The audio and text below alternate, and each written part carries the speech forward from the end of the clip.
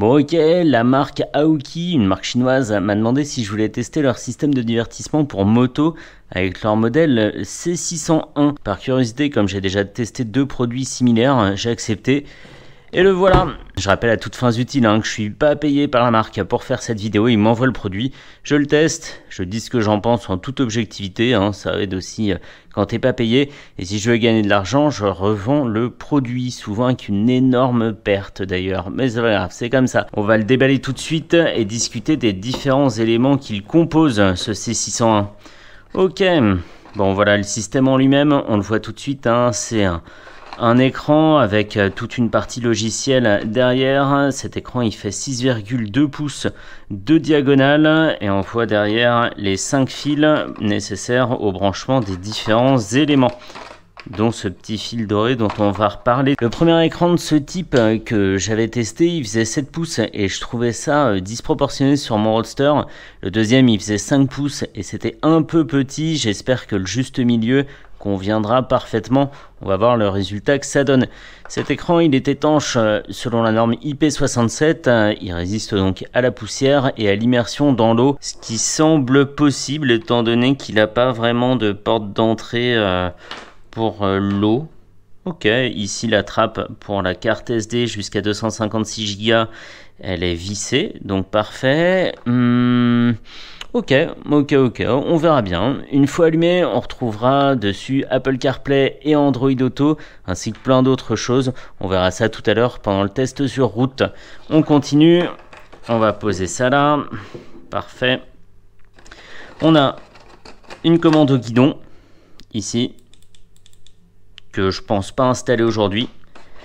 On a une caméra avant, dont la résolution annoncé par le constructeur est 1080p, j'en doute un peu, c'est souvent là que ça pêche un petit peu la qualité de la vidéo, avec un petit détrompeur en flash ici, et les vidéos elles sont enregistrées donc sur la carte micro SD au format MP4 et encodées en H264. Très bien, continuons, étage inférieur s'il vous plaît, merci. On trouve le câble pour connecter l'ensemble à la batterie avec des petites pinces ici pour bien tenir, donc ça c'est cool, c'est pas le cas sur tous les produits. Par contre la section des fils me semble un peu faible, j'aime pas trop, ça me donne pas trop confiance. Le connecteur à 3 broches plus des trompeurs, très bien. Ici on a un câble auxiliaire si on veut envoyer de la musique depuis une prise jack, depuis un téléphone par exemple, ou un lecteur MP3. Je ne sais même pas si ça existe encore. La fixation RAM mount, donc ça c'est pratique parce que ma moto en est équipée, donc j'aurai juste à faire ça.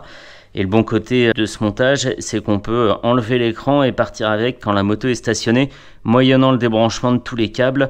Mais en tout cas, c'est beaucoup mieux que sur le précédent système avec son écran de 5 pouces où tout était vissé. C'était assez compliqué à installer et donc à enlever, c'était même pas envisageable. Ça, c'est bien. Parfait, on continue. La fixation de base sur le guidon qui va évidemment ici comme ça. Moi, je vais pas en avoir besoin puisque j'ai déjà la mienne. Et ensuite, la fixation, vis, hop, pour le derrière de l'écran avec son encoche, ça fait comme ça, clic, vis, mount, orientation très libre de l'écran, donc ça c'est super cool. On a ensuite l'antenne GPS, puisque la navigation peut fonctionner complètement hors ligne sans être dépendant de l'appairage du téléphone. Donc ça, c'est à placer quelque part sur la moto. C'est pas très joli.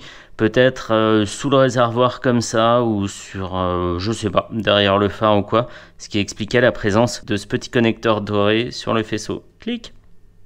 Pas sûr que je la branche non plus. Et ensuite, on a des outils, une fixation collante pour la caméra du devant, c'est la sécurité, des colliers, des tout petits collerings, donc ceinture et bretelles, à la fois fixation autocollante et les colliers. Ça sert aussi à faire un beau tauron avec le faisceau de câbles qui passe sur toute la moto. des petites vis, le collier et la fixation pour la caméra. Oui, on viendra jusqu'ici. En gros, je peux pas le faire, c'est trop serré. Et voilà comment ça sera fixé en faisant bien attention à bien respecter le haut avec la flèche. Ok, des vis, un tournevis cruciforme petit et une clé Allen pour fixer cette partie derrière l'écran. Donc c'est bien, on n'a même pas besoin d'être outillé. Tout vient avec le système. Bon, bah c'est parfait. Le prix de ce Aoki C601, il est de 210 €. Ça le situe dans la fourchette haute des systèmes de divertissement de ce type parmi les autres constructeurs chinois. Ça le fait un peu plus cher, ouais, on en trouve à 120 €, 130 € et maximum ça doit être dans les 250-300 €. Donc là il faut vraiment, je pense que la qualité du film tiré de la caméra soit vraiment bonne, qu'on puisse lire les plaques d'immatriculation, voir loin, qu'il ne se soit pas surexposé ou quoi ou qu'est-ce. Ça j'en attends beaucoup et j'attends aussi beaucoup de la réactivité de la navigation sur l'écran et de la réactivité de la dalle tactile. Ça c'est important, c'est souvent ce qui pêche. Donc on va bien faire attention à ces points-là. Je remballe tout, on se retrouve au box, j'installe ça sur l'UXJR et on part essayer ça en roulant. Go! Bon, me voilà au box, je suis en train de tout installer, donc l'écran sur son RAM mount qui tient très bien, la caméra qui est ici plutôt que sous le phare comme j'avais fait dans un test précédent que je n'avais pas publié, et la particularité, puisque j'ai été bien embêté, il a fallu que j'échange avec le constructeur pour le savoir, la particularité du branchement, c'est que jaune et rouge vont ensemble sur le plus et noir va tout seul sur le négatif.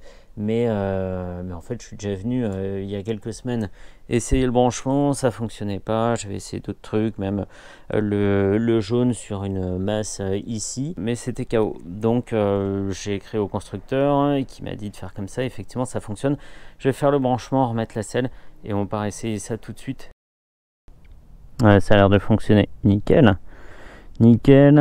Waze, est-ce qu'on met un petit coup de Waze pour voir? Toujours ce truc pour vous à droite là, je trouve que c'est pas cool. Utilisation de Waze avec Android Auto, ok. On va aller là par exemple. Nickel. Ok. Pam, pam, le son sort pas sur l'appareil en lui-même, le son sort sur mon téléphone pour l'instant. Mais je suis sûr que en connectant au Bluetooth à l'intercom, on pourra avoir les infos dans le casque.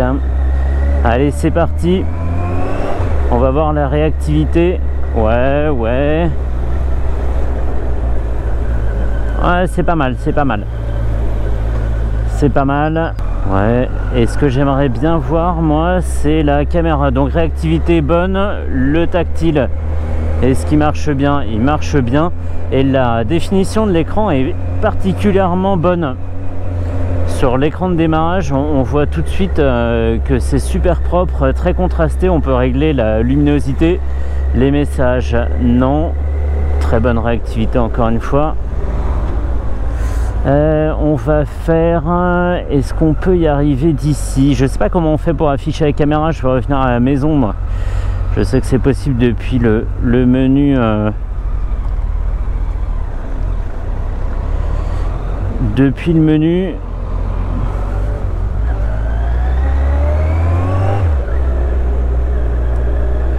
Allez. Bam. Personnaliser, rappel, quitter. Ça paraît logique.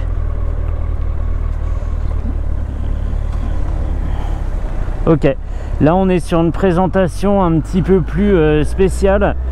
Donc avec pas beaucoup d'infos parce que j'ai pas branché l'antenne GPS. Donc c'est un petit peu plus pauvre en infos, mais sinon pour avoir la vitesse, les coordonnées géographiques où on se trouve, et on peut à gauche gérer la musique juste en dessous de l'horloge. On va faire caméra. La caméra qui est juste au-dessus du bocal de liquide de frein. Et la qualité a l'air assez propre. J'aimerais bien que ça commence à enregistrer. Parfait. Donc plutôt que de mettre la vidéo du casque, je vais mettre la vidéo de la caméra et on va juger de la qualité de tout ça. Moi, tout ce qui m'importe, hein, c'est de pouvoir lire une plaque d'immatriculation au cas où il y a une situation dangereuse devant ou juste avant une chute, par exemple, provoquée par un autre usager. Mais sinon, lire un petit peu les panneaux aussi pour donner un contexte à la situation, dans quelle direction on était, sur quelle route, etc. Et ça, je pourrais en juger seulement avec les images que j'aurais sorties de la carte mémoire. Sur l'écran, c'est pas dégueu, hein. Ça fait forcément doublon avec la réalité, hein. On va pas conduire avec le nez dans l'écran.